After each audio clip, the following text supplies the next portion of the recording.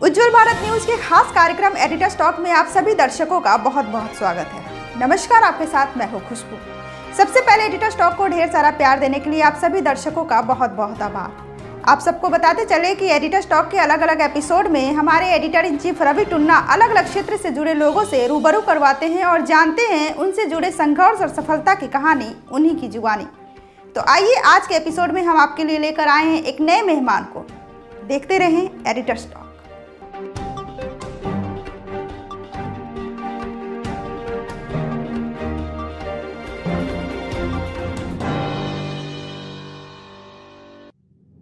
नमस्कार, उज्ज्वल भारत न्यूज़ के special programme editors talk में आप सभी दर्शकों का बहुत बहुत स्वागत है। दोस्तों, सबसे पहले हम उज्ज्वल भारत न्यूज़ की ओर से आप सबों का दिल से आभार व्यक्त करना चाहते हैं क्योंकि आप हमारे इस प्रोग्राम को ढेर सारा प्यार दे रहे हैं। दोस्तों, जैसा कि आप सभी जानते हैं कि ये हमारा एडिटर्स टॉक, इस प्रोग्राम में हम अलग अलग क्षेत्र के लोगों को यहाँ पे बुलाते हैं और आपसे रूबरू करवाते हैं। हम जानते हैं वो जिस क्षेत्र से जुड़े हुए हैं उनके विषय में, उनके खासियत के विषय में, और क्योंकि बहुत सारे लोग यहाँ ऐसे आते हैं जो ऐसे क्षेत्र से होते हैं जो हमारे दर्शक जानना चाहते हैं। तो चलिए, इसी कड़ी में आज हमारे बीच जो हमारी आज की मेहमान है, जिनका नाम है राखी परमार। दोस्तों, बहुत ही कम उम्र में एक झारखंड की रहने वाली, जो झारखंड हजारीबाग से पद्मा गांव की रहने वाली राखी परमार धीरे धीरे करते करते अपने मेहनत और परिश्रम के बल पे बुलंदियों को छूते हुए आज दो कंपनियों के ब्रांड एम्बेसडर हैं। इनके विषय में मैं कहना चाहूँगा कि ये ग्रेजुएशन संत जेवियर कॉलेज रांची से इन्होंने किया है। उसके बाद कैट का एग्ज़ाम क्रैक करके इन्होंने MBA in marketing Pune Balaji college से है ये हैं। उसके बाद जब इनके बारे में बात किया जाए तो जब हमारा डिस्कशन होगा, चर्चाएं शुरू होंगी, तो बहुत सारी चीज़ें इनके विषय में खुद बताएंगी और हम लोग बात करेंगे। मिस इंडिया झारखंड रनर रही हैं जो 2018 में, glam super model India most stylish का भी खिताब जीत चुकी हैं, वो भी 2018 में। इनको झारखंड के पूर्व CM रघुवर दास जी इनको सम्मानित कर चुकी हैं क्योंकि जो झारखंड का टूरिज़्म है उनके लिए इन्होंने बहुत सारा काम किया है और वुमेन एम्पावरमेंट के लिए इनको अवार्ड दिया गया है। उसके बाद यहाँ मुंबई की यूथ फोरम उनके तरफ से youngest achiever as role model in corporate world, उनके लिए खिताब इनको मिला है। तो कहते हैं ना कि दिल में जज्बा है और कुछ करने की चाहत है तो अपने जो सपना होते हैं, अपने जो एम होते हैं, वो पाकर ही रहते हैं। तो चलिए, मैं आपको रूबरू कराना चाहूँगा राखी परमार जी को। राखी परमार जी, हमारे स्टूडियो में आपका बहुत बहुत स्वागत है। नमस्कार।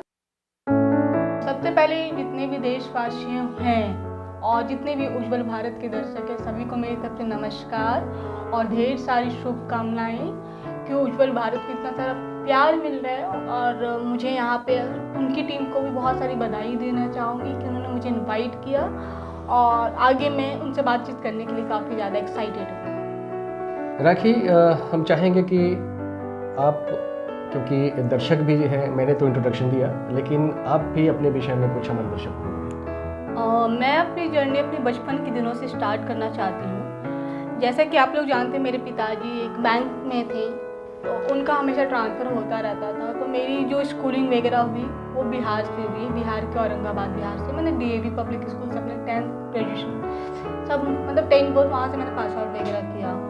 बचपन में मैं बहुत ही ज़्यादा पढ़ाई के साथ साथ अपने डांस एक्टिविटीज़ में काफ़ी अच्छी हुआ करती थी। मैंने भरतनाट्यम में ट्रेनिंग ले रखी है, उसके साथ साथ मैंने हारमोनियम की क्लासेस भी किए हुए हैं। और मैं बचपन के दिनों में मैं आपको बताना चाहूँगी कि अभी तक मैंने 50 से ऊपर डांस कॉम्पिटिशन में मैंने पार्टिसिपेट किया हुआ है। और अभी तक मेरे घर पे अगर आप जाओगे तो आपको मोर देन 100 से ऊपर अवार्ड मतलब दिखेंगे, जिसमें मैं डिफरेंट एक्टिविटीज़ के लिए मुझे मिला हुआ है वहाँ पे।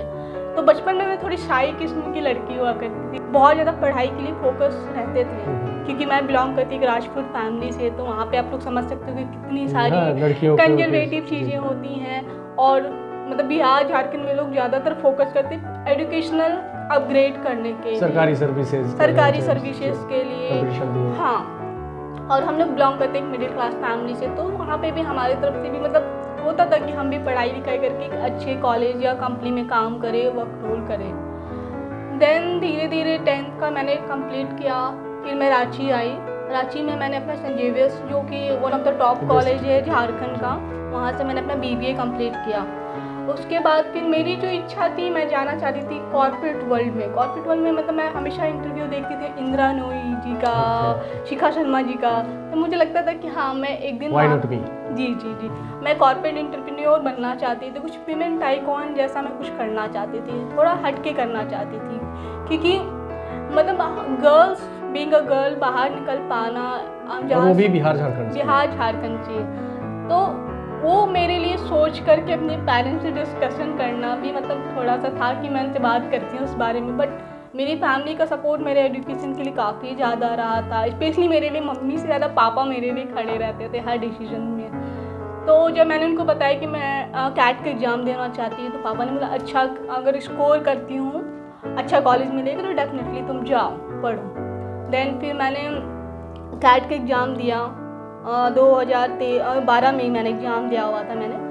उसके बाद फिर मेरे अच्छे स्कोर्स आए, फिर मुझे अच्छे कॉलेजेस से कॉल आया, फिर वहाँ पे मैंने इंटरव्यू दे करके अच्छे कॉलेज में मैंने एडमिशन ले लिया। फाइनली बालाजी की जर्नी, वहाँ से मेरी एक शाई लड़की, इंट्रोवर्ट जो लड़की हुआ करती थी, वो जर्नी अब डिफरेंट वे में जाने वाली थी। जो मैं सोचती थी बचपन में, जहाँ पे मेरी जो फ्रेंड्स वगैरह थी वो लोग काफ़ी चुलबुली हुआ करती, वहीं मैं एकदम शाई और थोड़ी डरी टाइप वाली लड़की हुआ करती थी। बट मुझे हमेशा लगता था कि मैं लाइफ में कुछ ओवरकम करूँ, अपने फेयर से, डर से लड़ो, फाइट करो, कॉन्फिडेंस रहो, पब्लिक स्पीकिंग करना चाहती थी, जो मुझे वो प्लेटफॉर्म नहीं मिल पाया था। एक कॉलेज का मुझे किस्सा याद आ रहा है कि मैं जब संजीवनी में पढ़ती थी, तो वहाँ पे मैं जब भी फैशन शो वगैरह के लिए ऑडिशंस के लिए जाया करती थी, वहाँ पे हमेशा रिजेक्ट कर दिया जाता था। हाँ, मतलब कभी आज तक मैंने कभी फैशन शो मॉडलिंग में कभी पार्टिसिपेशन नहीं किया। डांस, हालांकि मैं डांस वगैरह में अच्छी थी तो वो कर लेती थी, जैसे कि डिबेट कॉम्पिटिशंस वगैरह होते तो वो सब में मैं पार्टिसिपेट कर लिया करती थी। बट जो फैशन शो, मैगजीन शूट्स होते थे उसमें नहीं हो पाता था कभी। तो सोचा कि सडनली एक दिन मैं घर पे थी, तो वहाँ पे मैंने एक टीवी शो में चल रहा था, उनको वहाँ पे मैंने प्रियंका चोपड़ा जी को देखा था, उनका इंटरव्यू मैं सुन रही थी किसी न्यूज़ चैनल में। तो वहाँ से काफ़ी इंस्पिरेशन मिली कि वो एक अच्छी फैमिली से बिलोंग करते हुए आज उनका नाम इंटरनेशनल लेवल पे। हाँ, तो वहाँ से मैं इंस्पिरेशन लेते हुए मैंने एक दिन सोचा कि कभी लाइफ में एक अपॉर्चुनिटी मुझे मिली तो डेफिनेटली मैं कुछ अलग करना चाहूँगी, कुछ यूनिक करना चाहूँगी।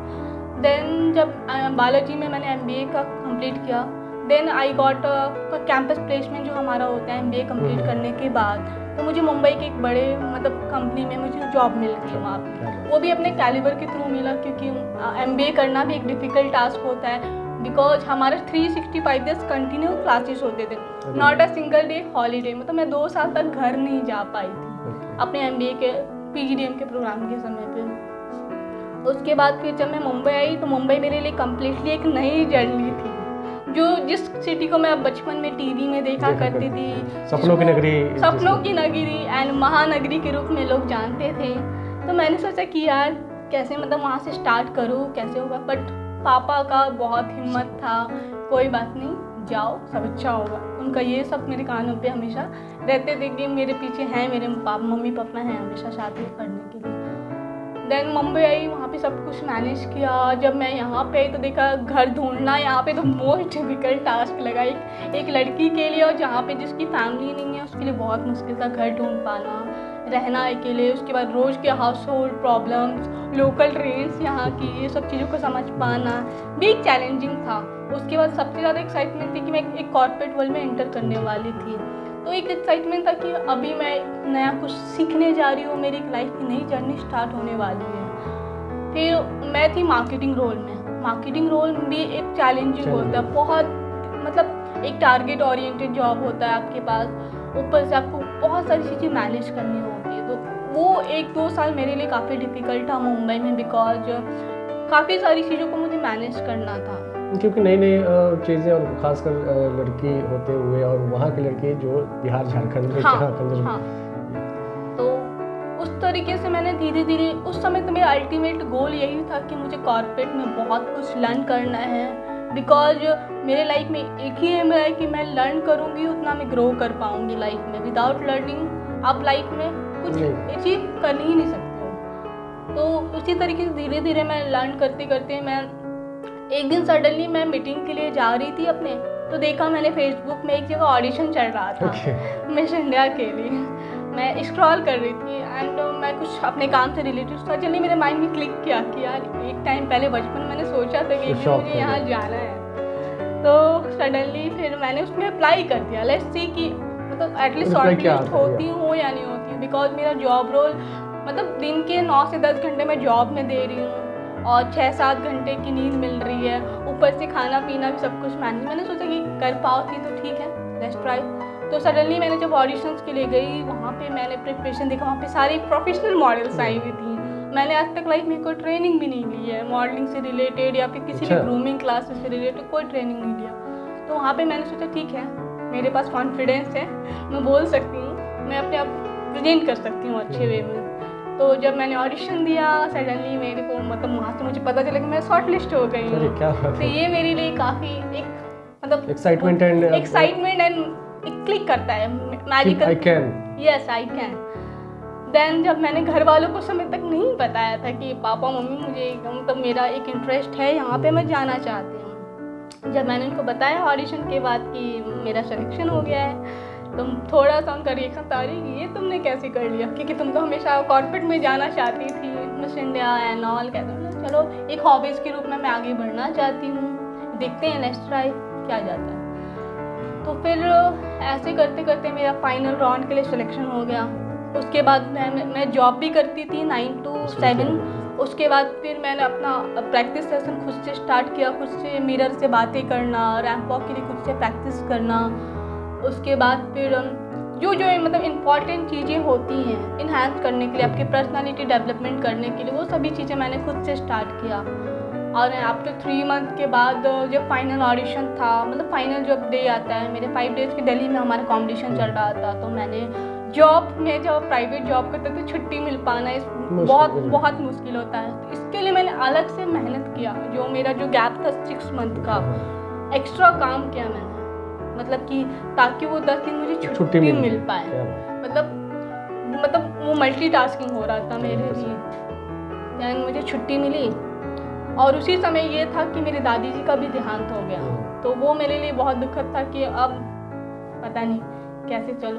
तो बस अब मैंने सोचा कि अब उनकी खुशी और उनकी मतलब उनका आशीर्वाद मुझे मिले तो मैं डेफिनेटली जीत करके ही आऊँगी। तो फिर जब मैं गई वहाँ पे ऑल ओवर इंडिया से मतलब आप बोल सकते हो 50 लड़कियाँ थी, टॉप 50 लड़कियाँ, 50 लड़कियाँ थी, उन लोगों को कॉम्पीट करना था। और मैं धीरे धीरे स्टेप बाय स्टेप करते गई। मेरा टैलेंट राउंड था, इंटरव्यू राउंड था वहाँ पे। तो इस तरीके से मैंने फाइनली जब मेरा नाम अनाउंस हुआ वहाँ पे, contestant number 44 miss Rakhi Parmar, that feeling seriously me, तो वो feeling is amazing for me. That time I realise कि वो जो शाहरुख खान का डायलॉग है ना, किसी भी चीज़ को पूरी शिद्दत से चाहो तो पूरी कायनात आपसे मिलाने में लग जाती। तो कहीं ना कहीं मुझे लगा कि हाँ, मेहनत किसी ना किसी दिन रंग लाती है, और जो आप ड्रीम करते हो लाइफ में वो अचीव करने के लिए दुनिया की कोई ताकत नहीं रोक सकती जब तक आपको अपने पर भरोसा ना हो। तो most important thing is self believe और आपका कॉन्फिडेंस। क्या बहुत ही जो इंट्रोडक्शन आपने दिया राखी, दिल से अगर कोई हमारे दर्शक भी सुन रहे होंगे तो बड़ा ही इंस्पिरेबल है, और कहीं ना कहीं लोगों को एक सीख मिलती है। क्योंकि अगर हमारे दिल में अगर कोई है सोच है, चाहे सपना है, तो उसको अगर हम पूरे शिद्दत के साथ करते हैं, क्योंकि आपने शाहरुख खान का भी डायलॉग बोला, तो हर किसी की सोच, अपनी मेहनत, अपने ऊपर विश्वास से वो अपना मुकाम पा सकता है। और आपका जो है कि एक्चुअली रहने वाली बिहार झारखंड से हैं, तो वहाँ जनरली मिडिल क्लास फैमिली में लड़कियों को आगे बढ़ना बड़ा ही एक तरीके से टेढ़ी खीर कह लीजिए, क्योंकि गार्जियन चाहते हैं कि नहीं वो हमारे आसपास ही रहे, और नौकरी भी चाहे सरकारी सर्विस कर रही है, सारी छोटे कंपटीशन की तैयारी करके करें, लेकिन वहाँ रहते हुए भी आपने इस चीज़ को अचीव किया। और यहाँ पे आज जिस पोजीशन पे आप हैं, ब्रांड एम्बेसडर भी हैं 2 कंपनियों को मैं बताना चाहूँगा दर्शकों को कि जेनोमिक्स मोंक एक कंपनी है, कॉर्पोरेट वर्ल्ड है, उसकी ये ब्रांड एम्बेसडर है, और दूसरा अमेजोन प्रो एशिया, उनकी भी ब्रांड एम्बेसडर। तो ये कहीं ना कहीं जो अपकमिंग आप यंगस्टर कह लो, उन लड़कियों के लिए भी है, क्योंकि आज के डेट में नारी शक्ति की पूजा हर जगह हो रही है, जिसमें हर एक क्षेत्र में वो आज के डेट में फ्लाइट भी उड़ाने लगी हैं सेना का। हेलीकॉप्टर वगैरह होता है। तो इसके लिए कहीं ना कहीं मैं एक चीज़ कहना चाहूँगा, पूछना चाहूँगा, जिसका आपने थोड़ा बहुत जवाब दे दिया, लेकिन फिर भी एक बार क्वेश्चन मैं कर रहा हूँ कि आपका एजुकेशन जो है वो MBA आपने किया है, कैट एग्ज़ाम क्रैक किया है, तो आप जाना चाहते कॉर्पोरेट वर्ल्ड में, बट ये जो ग्लैमर एंड जो आपका वो था, पैशन था करने के लिए, तो एकाएक चेंजेस कैसे हुआ? जी एक्चुअली हम लोग सभी को पता होता है कि हर किसी इंसान की ज़िंदगी में 2 चॉइसेस होते हैं, और आज के टाइम पे लोग मल्टीटास्किंग हो चुके हैं, और हर किसी के लाइफ में 2 तरीके का गोल होता है। एक होता है शॉर्ट टर्म गोल, एक होता है ultimate goal, life of the life. Ultimate goal जो मैंने MBA किया, that is my ultimate goal of life, और आगे चल के डेफिनेटली मैं एक बिजनेस टाइकून के रूप में अपना जो आपका करना, अभी जिस फील्ड में काम कर रही हूँ मैं, उस फील्ड में डेफिनेटली मैं आगे बढ़ूंगी। और अल्टीमेट गोल के साथ साथ जो मेरा पैशन है, दैट इज़ कॉल्ड मॉडलिंग बोल सकते हो, सोशल वर्क करना बोल सकते हो, और जो भी डिफरेंट चीज़ें हैं, उससे आपको ऐसा फील होता है कि आप अलाइव हो, लाइफ में आप कुछ कर रहे हो आपके काम करते करते। तो उसके साथ आपका मेंटल हेल्थ भी एक एक्सरसाइज हो जाता है करते करते, तो आप दोनों चीज़ को काफ़ी अच्छे तरीके से मैनेज कर सकते हो। तो इसलिए मैंने अपने लाइफ का 2 डिफरेंट गोल्स बना के रखा। एक बहुत ही अहम सवाल है राखी कि आपका जब झारखंड से मुंबई आना होगा, जी बिल्कुल ही अननोन जगह, जहाँ इसके पहले नहीं आपने टीवी में देखा करती थी कि ये एक सपनों की नगरी है, ये कैपिटल ऑफ बिजनेस कह लीजिए उसको, वहाँ पे है। तो यहाँ आने के बाद कोई ऐसा ट्रबल, कोई समस्या जो आपको फेस करना पड़ा हो? जी जी समस्या तो थी, काफ़ी ज़्यादा ही थी, बिकॉज मेरे लिए एक कम्प्लीटली एक न्यू सिटी थी, और new city in the sense कि मुंबई वाकई एक बहुत बड़ा महानगर है। मतलब एक प्लेस से दूसरे प्लेस जाने में इंसान इतना टायर्ड हो जाता है दूसरे काम करने में कि जब हम दूसरे काम करने के लिए जाते हैं तो हमें एक एनर्जी अपने अंदर एक ऑरा बना के रखनी पड़ती है। बट मुझे एक चीज़ रियलाइज हुआ कि मैं आपको ये चीज़ बताना चाहूँगी, मुंबई आने के बाद मेरे अंदर का स्ट्रेंथ मुझे पता चल पाया कि मैं इतनी कैपेबल इन सब चीज़ों को करने के लिए भी होती। और जब तक इंसान अपने कंफर्ट जोन से बाहर नहीं आता है तब तक लाइफ में वो कुछ अचीव नहीं कर पाता है। तो जितना आपको ठोकर मिलेगा, जितना आप स्ट्रगल फेस करोगे, उतना आपको अपनी मिस्टेक्स पता चलेंगी, और उतने आपके सामने एक्सपीरियंसेस आपके सामने आप करते रहोगे, और उतना आप लाइफ में ग्रो कर पाओगे। चैलेंजेस था काफ़ी सारे, बट नाउ आई एम, मैं आप हो चुके हूँ करने की आदि। ये जो आपको झारखंड में के जो पूर्व CM हैं रघुवर दास, हाँ। उनके तरफ से जो अवार्ड लिए गए, किस चीज़ के लिए मैं चाहूँगा दर्शक? जब मैं ये दिल्ली मिस इंडिया जीता तो रघुवर दास जी से जब मैं मिली तो वहाँ पे मैंने उनके सामने काफ़ी सारे विमेन, एक तो सबसे पहली बात उनको काफ़ी प्राउड फील हुआ कि एक झारखंड की बेटी अपने नेशनल लेवल पे नाम बना रही है। और टूरिज्म के बारे में मैंने उनसे काफ़ी सारी बातें की थी कि सर हमारा झारखंड एक नेचुरल हेरिटेज, इतनी हरियाली है।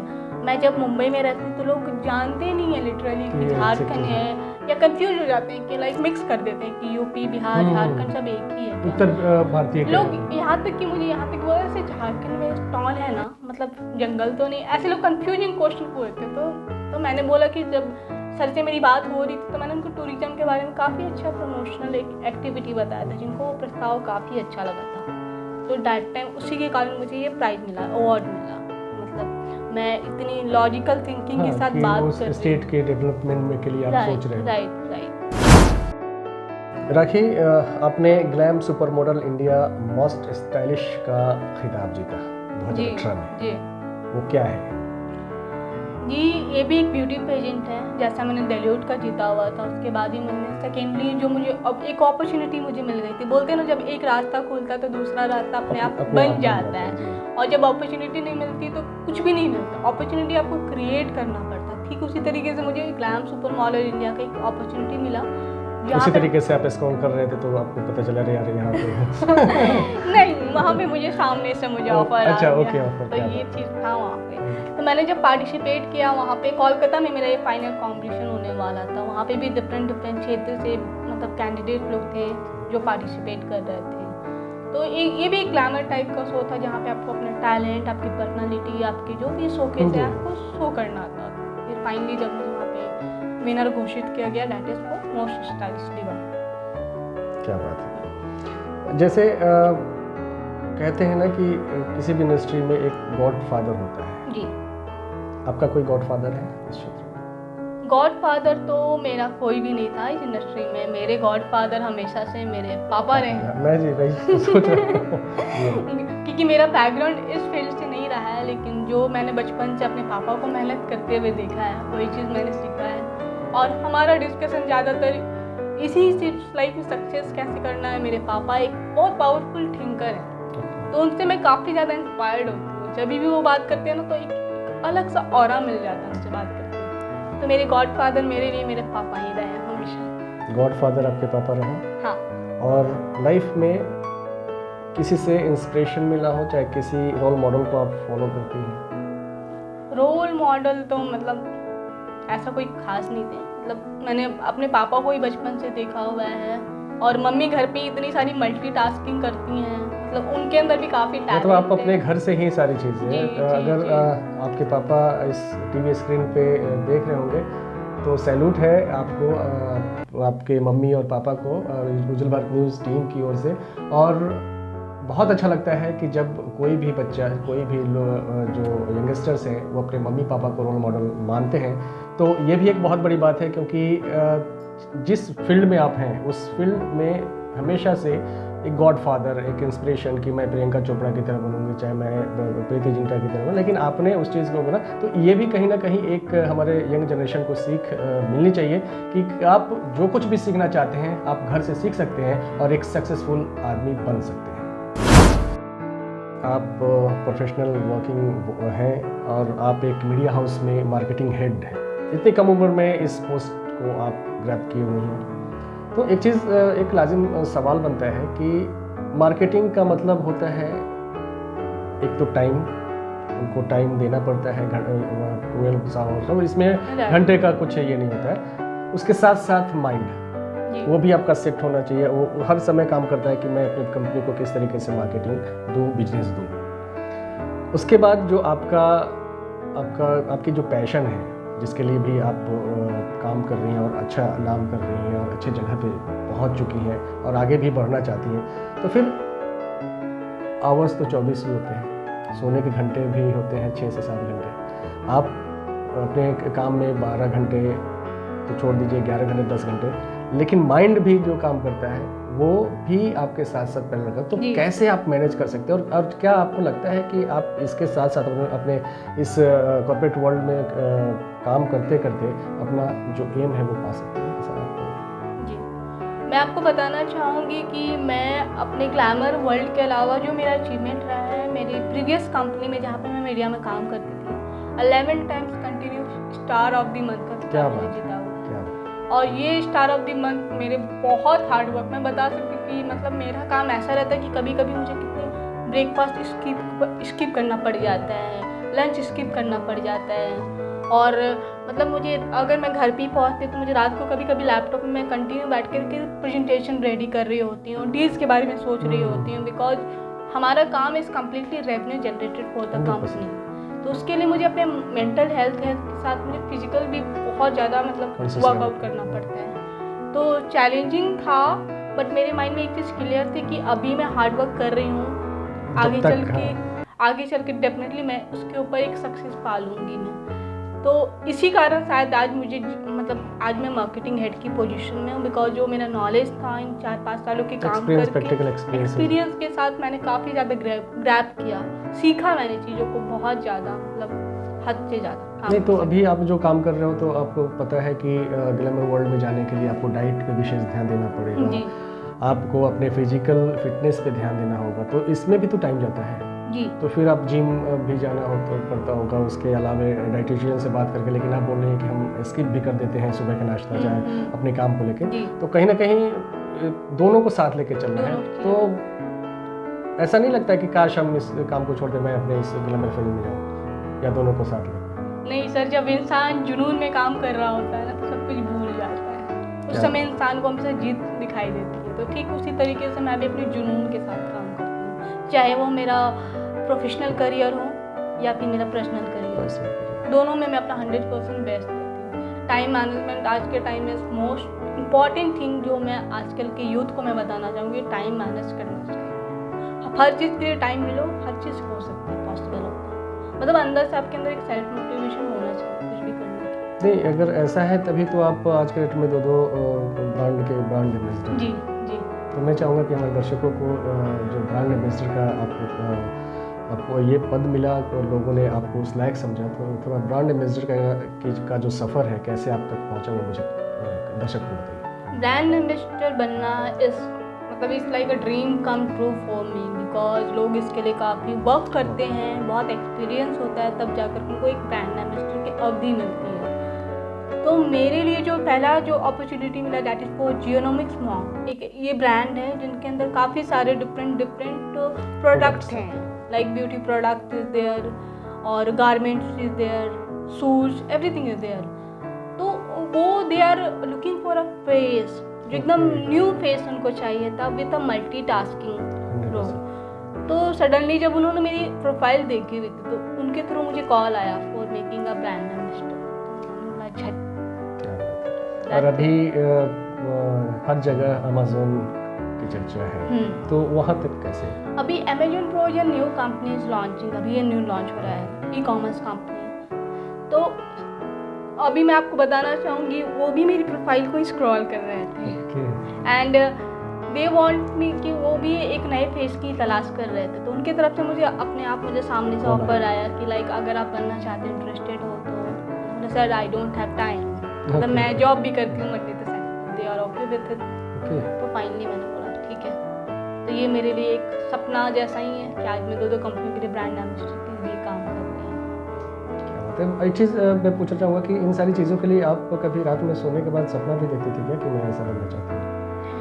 सपना तो सर 24 आवर मेरे माइंड में अभी और भी सपने मेरे माइंड में चलते रहते हैं हमेशा 24 आवर। चलिए, तो अगर आप सपना देखती रहती हैं लेकिन फिर काम कैसे करते हैं? सपना देखते रहती हैं, multitasking sir. Okay, good.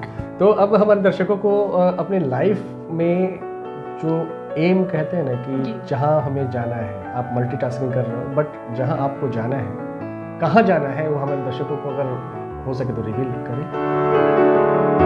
Youth को मैं यही चीज़ बोलना चाहूँगी कि अपने फोकस से ना हटें, टाइम दे, स्टडी को दे, एक्स्ट्रा जो भी उनकी एक्टिविटीज उनको टाइम दे, और पेरेंट्स से हमेशा डिस्कशन हमेशा स्टार्ट रखें, कट ऑफ उनसे ना करें।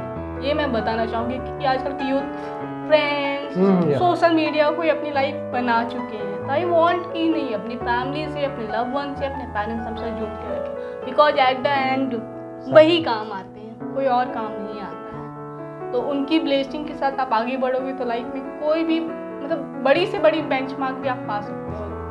तो ये मैं उनको बोलना चाहूँगी। सुनकर बहुत अच्छा लग रहा है, फील हो रहा है, इसलिए कि क्योंकि आप ग्लैमर वर्ल्ड से हो, ग्लैमर फील्ड में आप अच्छा कर रहे हो, और आप बात कर रहे हो कि आप अपने मम्मी पापा से, अपने फैमिली मेम्बर से हमेशा एक शेयर करते रहें, उनसे डिस्कशन करते रहें, क्योंकि आफ्टर ऑल काम वही लोग आते हैं। लेकिन कहीं ना कहीं किसी के मम्मी पापा फेसबुक हो चुके हैं, किसी के व्हाट्सएप हैं, कि वो क्योंकि सारा टाइम उसमें रहते हैं। अगर मम्मी बोलती है बेटा खाना खा ले, मम्मी आप रुको, मैं थोड़ा काम में लगा हूँ। दूसरा एक ये जो पेंडेमिक आया है जिसके कारण ऑनलाइन सभी लोग जी। तो वो भी एक बहुत बड़ा रीज़न आज के डेट में लगा कि हर कोई जो बच्चे नहीं भी जानते थे उनको मजबूरन आना पड़ रहा है। और जब मोबाइल आपके हाथ में दे दिए जाएंगे तो ऐसा तो है कि इतने देर का पढ़ाई है, मम्मी पापा मोबाइल देकर चले गए, तो आखिर जो और भी तो टाइम है उसके पास, तो बच्चे तो उसमें लगे रहते हैं। तो इस कंडीशन में इस कोरोना को, जैसे प्रधानमंत्री नरेंद्र मोदी जी ने कहा है कि कोरोना को अवसर में बदलें, इसका गलत फायदा ना उठाए। अपने विषय में जब बात कर रहे थे तो आपने उस समय सोशल वर्क के विषय में बात की, तो आप दो चीज़ें तो आपने बता दिया, सोशल वर्क में क्या कर रही हैं और क्या करना चाहती हैं, वो जरा बताइए। जी, और सोशल वर्क में मैं मेरी खुद की अपनी NGO है, दिशा के नाम से मैंने फाउंड किया हुआ है। मतलब उसके ऊपर वर्कआउट कर रही है। दिशा मतलब दिलीप एंड सरोज, जो कि मेरे मम्मी पापा का नाम है। तो मेरी हर चीज़ जुड़ी होती है मेरे मम्मी पापा की, क्योंकि मेरी रूट ही उनसे जुड़ी हुई है। तो जिसमें मेरी प्लानिंग है आगे चल के विमेन एम्पावरमेंट के ऊपर काम करने की, महिलाओं के ऊपर काम करना चाहूँगी, मतलब नेचुरल फॉरेस्ट से रिलेटेड, मतलब हरियाली के ऊपर काम करना चाहती हूँ, टूरिज्म को भी प्रमोट करना चाहती हूँ। स्पेशली मेरा ज़्यादातर फोकस महिलाओं की पढ़ाई लिखाई से रिलेटेड ही रहता है। तो मुझे जहाँ पे भी मौका मिलता है मोटिवेट करने का वुमेन्स से रिलेटेड, तो वहाँ पे मैं काम करती रहती हूँ। तो आगे चल के अगर मुझे मौका मिला गवर्नमेंट के साथ भी काम करने के, तो डेफिनेटली मैं इस प्रोजेक्ट के साथ जुड़ना चाहूँगी। शायद इसी आपके वुमेन एम्पावरमेंट के कारण ही यहाँ की जो NGO है यूथ फोरम, उन्होंने आपको सम्मानित किया। जी जी जी, उनके साथ मैंने 2-3 जगह पे मतलब सोशल वर्क में उनके साथ कर चुकी हूँ, और वो लोग काफ़ी अच्छा काम कर रहे हैं। जब हम अलग अलग सब्जेक्ट पे चर्चा कर रहे हैं, तो एक चीज़ पे अगर हम चर्चा नहीं करें तो बेमानी होगा, क्योंकि वो गर्व की बात है हमारे देश के लिए, और ख़ासकर उन लड़कियों के लिए हम उज्जवल भारत को सैल्यूट करते हैं जो सियोल ओलंपिक में पदक ला रहे हैं। और तो आप क्या कहना चाहेंगे कि जो वुमेन है, चाहे नारी शक्ति है, वो अपना शक्ति, अपने भारत की जो नारी है, वो आज जाके शक्ति दिखा रही है, उसके विषय में क्या कहना चाहेंगे? सर, आपने ओलंपिक पदक की बात करी, मेरे गूज़बम्स आ गए।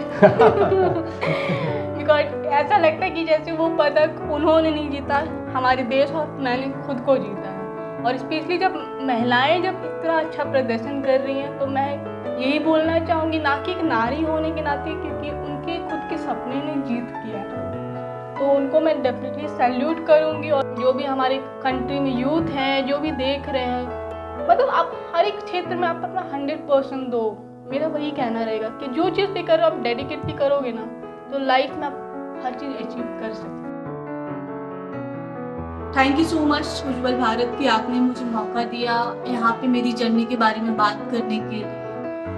तो अगर मैं अपनी जर्नी की बात कर रही हूँ, तो मैं कुछ स्पेशल लोगों का नाम भी लेना चाहूँगी मेरी जर्नी में। जैसे कि आप सभी जानते हो कि हम सभी की ज़िंदगी में कुछ खास लोग होते हैं, कुछ खास दोस्त होते हैं, जिनसे आपकी ज़िंदगी में आपको हिम्मत मिलती है और मोटिवेशन मिलता है कि आप अपनी लाइफ में कुछ अच्छा कर पाओ। तो मेरी लाइफ की अगर मैं बात करूँ, तो मेरी मित्र, मेरी बेस्ट फ्रेंड और मेरी कॉलेज में मैं नेहा का नाम डेफिनेटली लेना चाहूँगी, जिसने मुझे हर समय हर वक्त मोटिवेट किया है मेरी लाइफ को आगे बढ़ाने के लिए। उसने हर वक्त मुझे इंस्पायर किया, ये मुझे उसने रुकने नहीं दिया लाइफ को, मुझे हमेशा सपोर्ट किया है हर चीज़ में आगे बढ़ने के लिए, मेरे हर डिसीजन में। और उसी तरीके से मेरी एक और फ्रेंड है प्रिया और अमिता, इन लोगों का काफ़ी अच्छा रोल रहा है मेरी लाइफ में मोटिवेशन फैक्टर के लिए। तो मेरी सभी दोस्तों को मैं थैंक यू बोलना चाहूँगी कि उन्होंने मुझे हमें सपोर्ट किया है, और उन तमाम लोगों को जो अभी इस वक्त देख रहे हैं, आप सभी को थैंक यू, और मेरे भाई सूरज को तो थैंक यू भाई, थैंक यू सभी। आप हमारे इस स्टूडियो में आई, इस प्रोग्राम में अपना समय दिया। हम उज्जवल भारत न्यूज़ की ओर से आपके कमिंग फ्यूचर के लिए ढेर सारी शुभकामनाएं। आप ऐसे ही आगे बढ़ते रहें और एक दिन फिर हमारे स्टूडियो में आए, वो उस लेवल पे होके कि यहाँ जो भी हमारा देश भी आप पे गर्व करे। इसी ने शुभकामनाओं के साथ बहुत बहुत शुक्रिया जी।